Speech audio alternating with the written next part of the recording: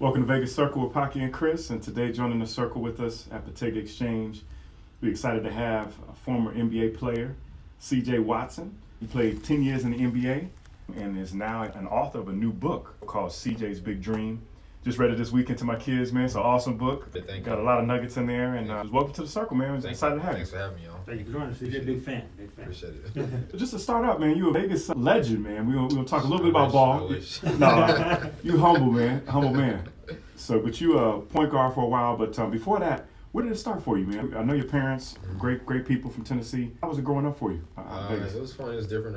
Growing up in the inner city, we didn't have a lot, but we made things work. Always surrounded by my family, my younger brother, aunts and uncles. We roll like a pack. So, like my high school games, it's funny because it wasn't just my mom and dad. Cause my mom and dad are loud. I'm kind of shy, but my aunts and uncles, when they would come, it'd be crazy. It'd be yelling at fans, getting in fights. It was fun though. It was great times. Are they all from the South? Or they all from the South? Okay, that's why I think I got the shy gene because they all talk and they're outgoing, and I'm just shy and just kind of laid back. So yeah, it's crazy too. I was seeing your parents really hit the books, man. So they brought you to astronauts camp in the beginning. My parents have a unique, not unique, but just a different story. They were growing up in the inner city in poverty in Tennessee, and they moved away to get to Vegas because my dad probably stayed there. He'd be probably dead or in jail like all his other friends. So my parents moved here, and then I was born, and my brother, and then they just wanted a different life for us. They want us to be successful, make something from ourselves, and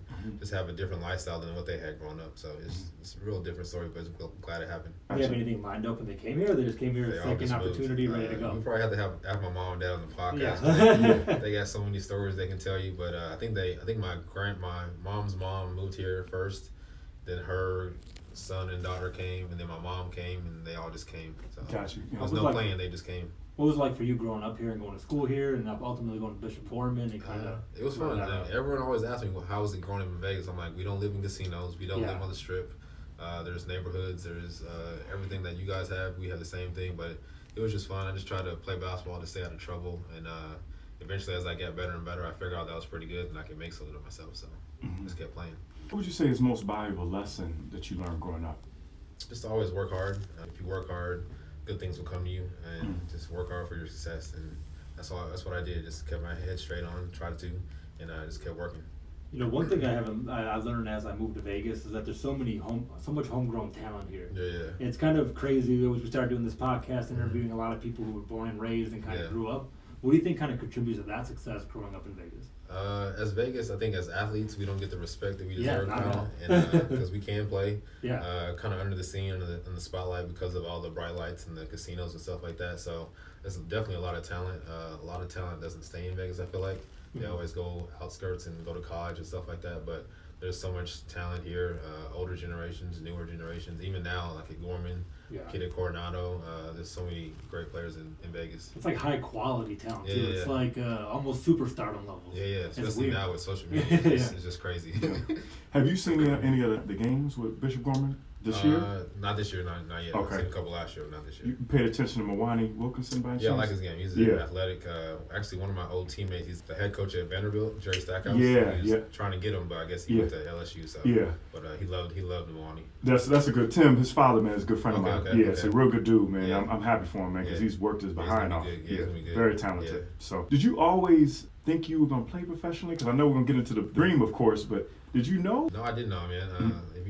I see my dad's friends now because they're older, and they always used to say when they came over to the house, I would say I'm going to be in the NBA, but it was so long ago, I don't really remember that. Honestly, I didn't really think about the NBA until my sophomore or junior year in college. I found out how much money they made, and I was like, oh, this could be a nice life. I was like, I might as well just keep working hard and try, but honestly, I just went to school and played basketball because I knew my parents couldn't afford college, so I knew I had to get away to find out the way to get there, because I wanted to go to college, but I just didn't know how to get there. So. And you did well, man. You almost got like a 4.0, right? In school? It was close. I was like a 3.3. I mean, I wish I had a 4.0. Okay. But you had hit the books, man. You were undrafted, right? Undrafted, doing overseas for my first year. Where'd you go? My first 6 months, I went to Italy, Reggio Emilia, Italy. Oh, okay. And the last 2 months, I requested a trade because I had a different coach every month in Italy. Wow. So I was playing and not playing and playing and not playing. So after that, I was like, just get me out of here. And then I went to Greece for the last month. So. Did you? Okay. How'd you enjoy over there, man? Just cause I didn't like it at all. It was terrible because I was by myself. I was 20 coming out of college, didn't know any Italian, didn't know anything, so it was tough the first 6 months. So it was pretty bad. So did you? Trying hard. That's tough. Yeah. And you went to school in Tennessee, right? Tennessee, yep. Okay. So when you finished school, you went all 4 years and then went overseas? Yep, Did you graduate or? No, I didn't graduate, but Okay. I graduated 2010. Congratulations, man. I went back every summer and graduated, so. Oh, so you did the Michael Jordan, man, where you actually played and then went back. I Okay. promised my grandparents, my mom, that I would finish and get my degree, so that's what I want to do, so. That's awesome, man. Going undrafted and playing the league for 10 years, that shows a lot about your character. That's like a lot of perseverance. Because people don't, usually if you're going undrafted, you kind of give up, and you seem like you went and really went to work. Yeah, it was hard because honestly, I never told couple people this story, but when I was overseas, I wanted to quit basketball. Yeah. I went undrafted, went overseas, I didn't like it. Then I went to Greece, didn't like that. It was not a bad experience. This one didn't fit for me. Mm-hmm. My parents were over there for a month to help me celebrate my birthday, and I was just like, I want to give up, I want to quit. And my parents were like, no, don't quit. This is not what we do. We work hard, we continue to push, grind. If things don't work out, you just keep pushing. If it doesn't work out, then it doesn't work out. But I really wanted to quit. But who knows if I would have quit, where I would have been. Yeah, they give you a second wind almost. They wouldn't let me quit. I don't know, maybe because they knew what they went through and they wanted to see me kind of succeed, or whatever. But so I'm glad they didn't let me quit. So you played over there for about a year, and then who picked you up first? Was it Indiana or? No, I went overseas in 2006, then came back, played in the D League for 1 month. I killed in there, and then I got called up by the Warriors. Oh, so you went to the Warriors first? Yeah, that was my first team, yeah. So did you play with Steph and some of the squad over there? I played with Steph. I played with Barron. I played with Steven Jackson, Al Harrington, Matt Barnes. Okay. And Steph's rookie year, we played together. Okay. Yeah. Did you see he was that talented then? Yeah, he was talented, yeah. We didn't know, he would be the superstar that he is now. I don't think anyone could have predicted that, but he definitely had flashes. He came in and started right away, so it was great for him, and I enjoyed playing with him. Yeah. What about Barron, man? Barron's a beast, man. Yeah, he's an absolute beast. To this day, I still hang out with him, still cool, call him, and when I go to LA and he comes here, he just makes me laugh, man. I just don't know what about it. you guys need to do something together with Black Santa and all the stuff he does with the kids. Funny. He's too out there. He's all over the place. I know. He's a funny dude, man. And then Steven Jackson too, obviously the NBA player. You played with him, and we'll get into the big three, of course. But how did you enjoy playing with him, man? Because he's just got so much wisdom, man. I love playing with him. He's a ride or die kind of guy. He always had your back, supported you, and just wanted you to succeed. And he was always cool. Took me under his wing, him and Barron and Al Harrington. So I'm grateful for all those guys. All those guys are state-of-the-art people, man. Yeah. I mean, all state-of-the-art people. Who did you enjoy as far as NBA teams? Who did you enjoy playing with the most, man? Because you had the opportunity to kind of jump around a little bit. I would say the Warriors, number one, and number two is like the Bulls. We were the best team for 2 years, the best record. And D Rose, Joakim Noah, Luau, and our coach didn't take any BS. He held everyone accountable from the number one guy to the last guy on the bench. So that was probably my favorite team. That was my 2K team for a while. Yeah. D Rose, I'm originally from Chicago, so I love. Yeah. I never met D Rose, but D Rose is just humble, man. Yeah. Very, quiet, very humble. I thought I was quiet, but he's way quiet. It's amazing what they've been able to do, man. And you played for them for a while, then, right? For about 2 or 3 years. Every team for 2 years, actually. It's crazy. How did you deal with that? Because the NBA, you learned that it's a business, of course, and we've noticed with talking with different people that we've had on, it's just. Right. How do you not get frustrated and be like, man, this is BS? Like, you move your family, or you single, or whatever. You know what I mean? It's just like an audition. You're training. There's so many teams. Well, not so many teams, but there's 30 other teams in the NBA. So every night you're auditioning for a different team. You never know who's going to have an open roster spot or who's going to have a need for you. So you just go out there and play hard every night. So that's all you can do. Really, you can't really worry about the other stuff. Yeah.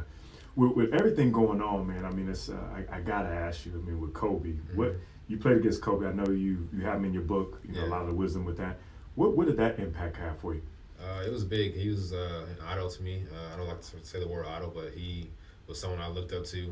I don't know if you remember the game where he crossed over when they played. The Lakers played. I forget who they played here, but he crossed over, and took off and dunked it. Yeah. I think it was a preseason. It was a preseason game in Vegas, and then I was a kid then, and the next day I went to the gym and tried to do the crossover, all that kind of stuff. So he was just a big idol to me, and I kind of worshipped him, would try to pattern my life and game after him, and it just tragic what happened. Yes. Do you think I'm seeing everything going now with Jerry West? Do you think they need to change and put Kobe and swap Jerry out? I don't know. It's a lot of talks about it. Yeah, it would be nice, but you never know what can happen. It would be a nice tribute for him, and just to celebrate his memory and all the things that he's done for basketball. Yeah, just his wisdom, man. I just heard him saying having that extra workouts. Everybody does 2 workouts. He was doing 3 workouts. 3, 5, 4 or 5. You never know how many he was doing, but he just had a different level to him that he attacked. And I think just the way he approached the game, like he said, he would work out at 4 in the morning, take his kids to school, go back, go to practice, then work out again after that, and watch game film and tape, all that kind of stuff. So just the effort that he put into it, it's just inspiring. When you hear that, and you hear the work he's putting in, you kind of model your own stuff. You're also a professional athlete. You're like, I'm putting a lot of work. It's hard enough to get here. He's 10 times as hard. I mean, how do they do it? I'm seeing LeBron, I heard stories of him putting up $1.5, $2 million that he's spending on his body from food and nutritionists and things like that. How are you able to keep your body? Because you're playing 82 games and then possibly 100, when you had the playoffs. How are you able to do that? It takes a lot of focus. You gotta, you can't really party or do everything that you want to do, but it's all a habit and something that you have to give up. If you want to last 10, 20 years in this league, you got to give up some things, and those things are the off the court kind of stuff, and as long as you put the time in, you'll get the results. Yeah. What do you kind of see the vision of the NBA now, man, with all the super teams and things like that? Do you support the super teams, or do you feel that you should go your own lane? Or I like it. I mean, if you're good enough to get Kevin Durant on your team and you already have Steph Curry and Klay Thompson and Draymond Green, I mean, that's your loss. That's fair enough. You gotta beat us. I mean, and it takes a lot to beat them, but when you beat them, you'll probably feel the best in the world. So it's always good. It makes everyone step their level of competition up. It makes everyone step their level of competition up in the summer, in the season, just to get better. You got to work on your skills. So if you want to be the best, you got to be the best. So how important are relationships? Have you ever decided to go to a team because you're like, oh, I like that guy? I think it's pretty big, especially now. Basketball is a small team. You see so many friends playing together, and sometimes it's good, sometimes it doesn't work out. But I think it's great for the game of basketball, and just to be social and networking, all that kind of stuff. It goes hand in hand, so it'll last a long time. Yeah, I love seeing everybody out there. Actually, you could tell they're friends. That's the best. It kind of sucks, dude, because they're not as competitive too when they're kind of friends. You're picking your friend up. I'm not picking you up. You're on my team, so. Well, see, I'm so glad you brought that up, because when you think that they're a friend, but when back in the day when Magic and all these guys were playing, they were still was whooping each other. Isaiah. It's just different times. It's different day and age. And I think certain people are raised in different eras. You just gotta live with it. Do you think it's because they don't want to hurt them? If you injuries and things like that, or? I don't know. I just think it's a different era.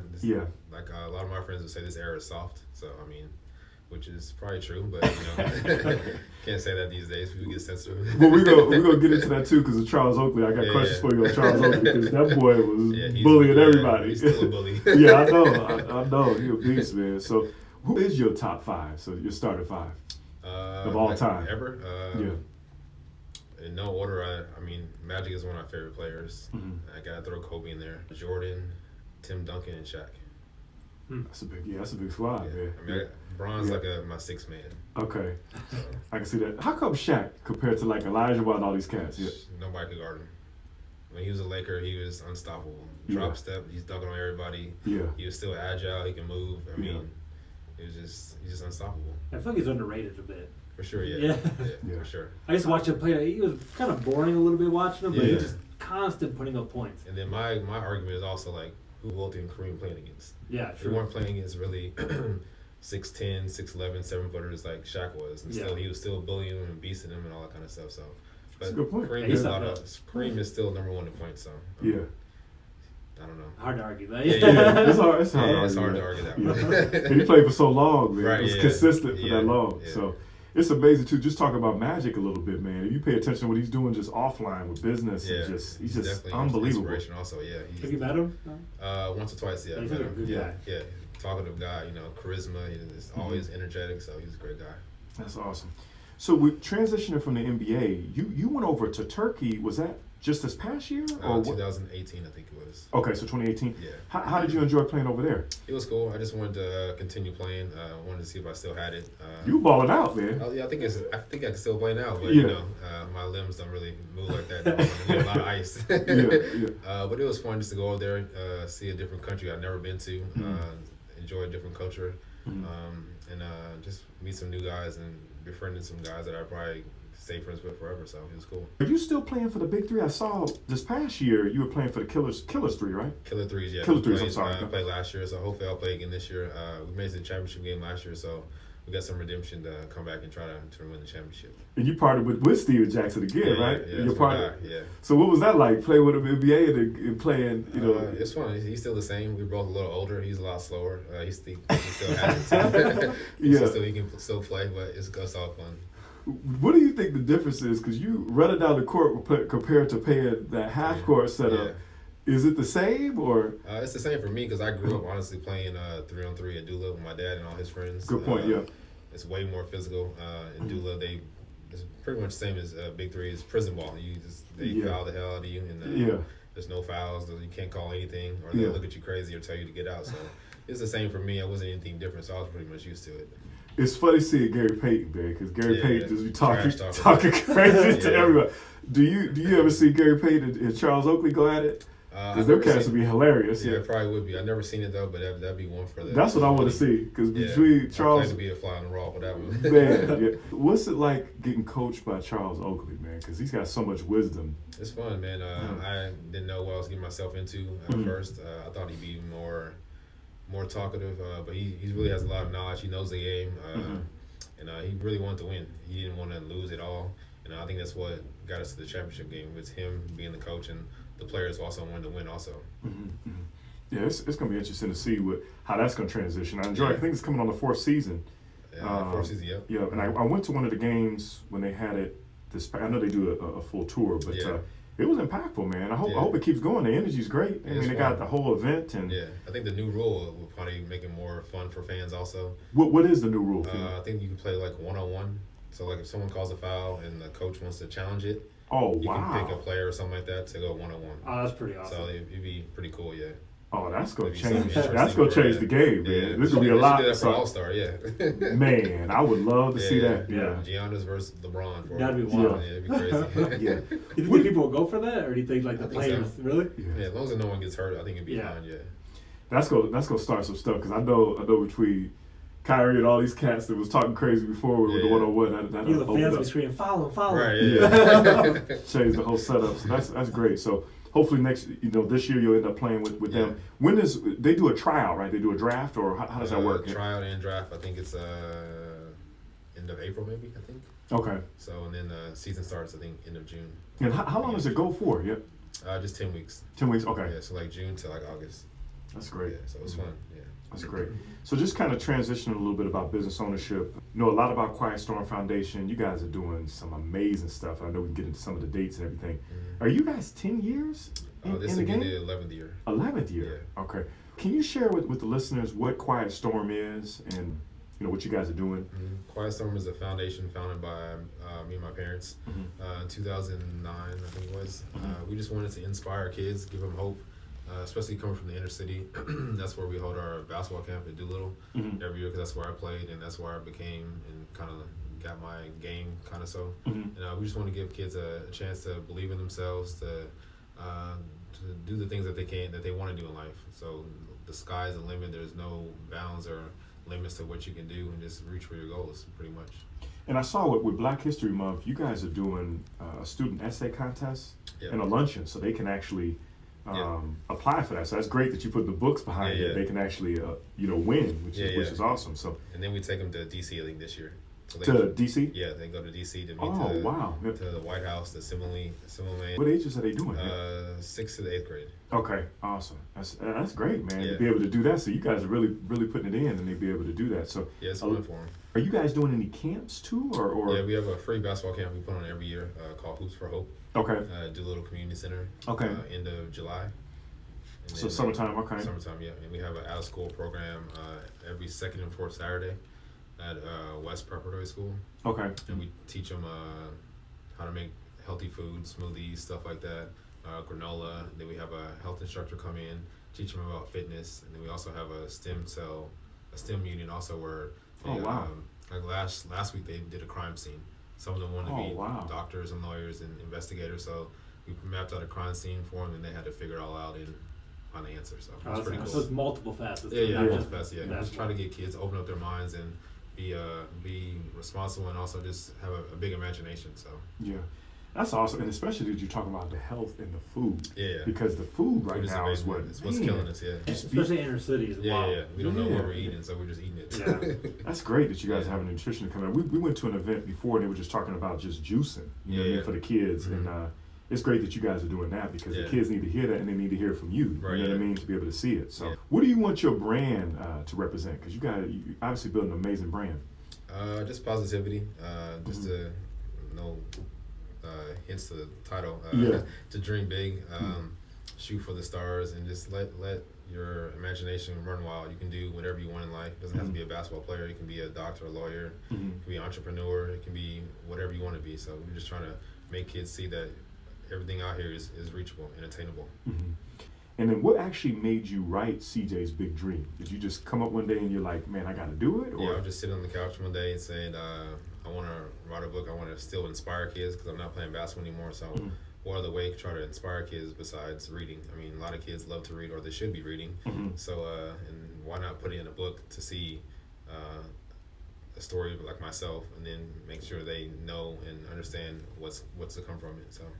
And what's even amazing more, I mean, obviously it's Black History Month being in February, and just seeing the history of slaves not even having the opportunity to read. Yeah. And now you actually putting it out for kids to be able to do it. I absolutely love it. Yeah, it's big. My grandma actually was not a slave, but she helped my aunt integrate schools, so black and white schools together. So it's big for her. She's not here anymore, but it's big because my aunt got to see this, and I think it's pretty big for her, and she enjoyed it. So I'm glad it happened. On the side, did somebody draw like an amazing picture of your aunt or somebody that I saw? It was like a crazy. That was my grandma. That was your. Yeah. I'm sorry, it was your. I was sorry, it was your grandmother. Yeah, my two grandmas. Yeah. Man, I saw that. I don't know who did that art, but that was pretty. Her name is Pretty Artist. She is absolutely amazing, man. I saw that. Person, I saw that too. Yeah, I saw that too for sure. With that being said, funny stuff that you talk about on the book. I read it to my kids this weekend. What made you do with the sticky socks, man? That was just something that kind of planted. It was hilarious. Is that like a ritual that you? No, it's something that actually happened when I was younger. I had these superstitions about socks, putting on my pants the same way, or get on the bed the same way. So the socks was a big thing for me growing up, and I think kids were resonating with that. And a lot of people have been saying like, "Oh, I like the stinky socks," but that would be crazy. Laugh. Yeah. I didn't think people would say that. Yeah. It's funny because it resonates. It's because it's funny. You got to have some humor in the book. Yeah. So it's doing amazing. So it's a great book, short book. Everybody needs to get this book for the kids, man. Especially it's got great wisdom in there. If you're able to talk about it, you actually have already written a second book already? Yeah, second one's coming out March 10th. So you ain't messing around, man. I think this one kids will resonate with this one also. It's about CJ going to school, but he's having trouble with his homework. And if he doesn't pass his homework, he can't play the next game. So I think kids will understand it and understand that education is key. That without education, you can't do anything in life. And that's what was big for me coming up, because if I didn't have good grades, my parents wouldn't let me play. So. That's great. When does it hit you that you kind of have an ability to make an impact on people and like actually turn that corner and focus on that? I don't know. I don't think it still has hit me. I just try to inspire kids and just tell my story. And if it resonates with you and it helps you to do whatever you want to do in life, I think that's great. That's great, man. And this kind of transition into Vegas is obviously because we're here. What do you love about Vegas here? Everything. I mean, just the city, the smell, the casinos. You know, I don't gamble that much, but I like walking in the casinos. I like the weather. I love.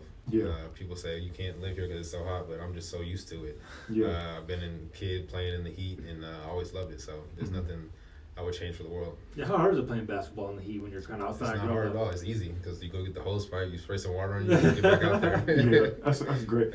How have you been able to stay focused and not, go down the crazy rabbit holes with obviously making money in the league and things like that, and then living in Vegas? Because you always hear, everybody was so scared moving teams here. Right. Yeah. They were worried that people were going to go crazy. Yeah. I don't know, just family, the support system I have, and also not wanting to gain everything, not wanting to lose it also. So I didn't want to give it all away at a casino or wherever else. So just try to stay focused. Do you think kind of growing up here helps deal with other temptations in other For cities? Sure, yeah. Because I think this is one of the worst animals. I feel like. Yeah. It's worse. It can't get crazier. It's worse than New York. It's worse than LA. It's worse than Miami. I feel like this is number one. And if you're all successful here, it feels like you're not going to get caught up in a bunch of anything else everywhere else. Yeah, it's crazy. Huh, It's funny because I remember asking when I was in the barbershop with Tim and those guys at Cut Above, they had me laughing because I would say to them, you know, how can you raise your kids here, like, you know, raising your boys and things like that? And they're like, and I'm glad you said it. You said it starts at home. Yeah.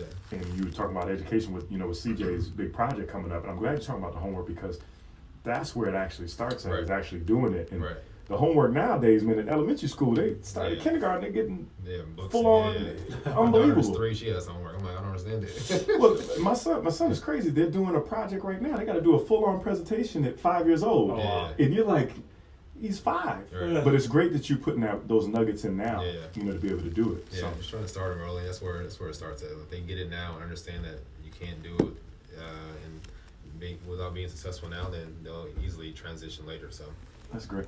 So we always ask people about having their favorite restaurant here, man. I know you like to eat, man. So what's your favorite restaurant in Vegas? I like El Dorado. You've been there before? El Dorado, what is? I've Mexican never heard place. of. Mexican spot. Okay, Yes. where is that What's at? that? There's one by Sapphire. It's bad. I don't know nothing about Sapphire. We don't know where that's trying to get me close to the face. They just opened another one in Tivoli Village, I think. Oh, did they really? Yeah, okay. it's really good. Okay. I think I did see that. Okay. I like Carbone also. Carbone. So Is that Italian? Italian spot? Area. Okay. Yeah. I like sushi, so I like what I like. I like Kaizen. It's called Kaizen Sushi place. Is that Northwest? It's like right across from Hard Rock. Oh, okay. I'll be all over. Oh, you all over there. So you get that out there. He's talking about Sapphires, get you in trouble, man. That's good stuff. So I haven't checked landmark pocket. Yeah, don't get me in trouble. I gotta check that spot out. So the Mexican really food. good, And you said they might be opening one up in Tivoli? They did open, they did open it. Yeah, last Okay. week, yeah. They must have really put that. Okay, they must have just did a renovation over Yeah, there. because it was an older Mexican spot, and they just changed it, I think. Is that where I see the billboards for it? Like one at the top in Vegas? Yeah. It's really good, yeah. You gotta check that out, man. It's so much stuff happening in Vegas right now, man. It's great. Yeah, What do you think the impact? Obviously, the Knights are doing amazing. But what do you think the impact of the Raiders? I think it'd be good. I'm not a big football fan, but I'll definitely try to go to some games, and I think it'd be great for the community. I think once Vegas sees a successful team, they'll definitely rally behind it and support them. So I think it'd be fun for them. What about getting an NBA here? I'm looking forward to that. I mean, honestly, everyone asked me that. I was like, man, don't do it. You don't think so? I wanted to play for the home team. Oh, you pissed? Yeah. But no, I think it'd be great. I think eventually awesome. we're going to get an NBA team. I think it'd be successful, so can't wait. You seem like you have the infrastructure here for it. You have all for the, sure. I heard they are building one next to Sahara, though. Yeah. Or building the groundwork for the gym and stuff, so arena. So I don't know. Hopefully, keep my fingers great. crossed for that. It's nothing but growth. Yeah. Nothing but growth. What else is on CJ's bucket list, man? I know you're doing a lot now, so. I want to win an Oscar like Kobe did for a short film. I want to eventually maybe turn this book series into a cartoon series or a short film, and that's my goal. Hopefully that I can bring that to fruition and see what happens. So I don't know. We'll see. That'd be great, man. Yeah. That'd be great to be able to see that. Yeah. So, like you say, hard work makes it happen. Yeah. Speaking into existence. Yeah. That's great. Is there anything we didn't ask that you want to talk about to be able to promote and for the future, maybe for 2020? I know you guys probably have some upcoming events for Quiet Storm Foundation, maybe this year or. We have the Hoops for Hope basketball camp, like I said, in end of July. Okay. And that's really about it. Me and my wife have a healthy vending machine business. Oh, do you? Okay. So instead of all the junk food and snacks, it's all healthy food. Excellent. And what's the name of that company? More Love Within, healthy vending. Okay. So, what do you guys have in there, man? That's veggie straws, pretzels, seaweed. Okay. You got to partner with the schools. Yeah, we're trying. We're trying to get in there. It's great that you're doing that because all the sodium and crap in food. That's excellent that you. That's why I'm overweight. That's sodium. That's salt, man. Yeah. That's salt to get you. So that's great, man. We appreciate you hanging out with us, man. Where can people find you at? On Instagram and Twitter, my name is QuietStorm _32. Okay. Facebook, I think it's like official CJ Watson. I'm not sure. Okay. And that's about it. I forgot to ask you, is Quiet Storm a nickname? Yes. Is that okay? That is your name. Okay, that makes sense. The story behind it, yeah. What is the story? I forgot to ask you. So me and my brother always went to Tennessee in the summertime to spend time with my family down there. And this point, like tattoos start becoming big. I think one of my teammates, my Gorman team, they got the tattoo first, and I thought it was fake. I didn't believe him. I tried to rub it off, but it didn't come off. Yeah. So the next summer, me and my brother go to Tennessee to visit my sister, and we stay with them. And my sister had this guy, this crackhead, who gave like cheap tattoos. So we were getting a tattoo for like $60, and me and my brother got the same one, but I didn't know what words to put under there. Yeah. So my sister was like, "Why don't you just go with Quiet Storm?" And I was like, "Yeah, that sounds pretty cool." And then she's like, "Yeah, you're quiet and shy, and your game hits people like a storm." So that's where Quiet Storm. That's what's up. Did that resonate in the NBA? Yeah, that's a good name. That's good branding. It just stuck with me, so we just kept rolling with it. Well, it's amazing, man. You can come back anytime, man. We'd love to hear more about CJ's big project. Yeah. But we appreciate you hanging out with us, man. Appreciate it. Thanks for having me. Good stuff. Definitely, CJ. Thanks. Thanks, man.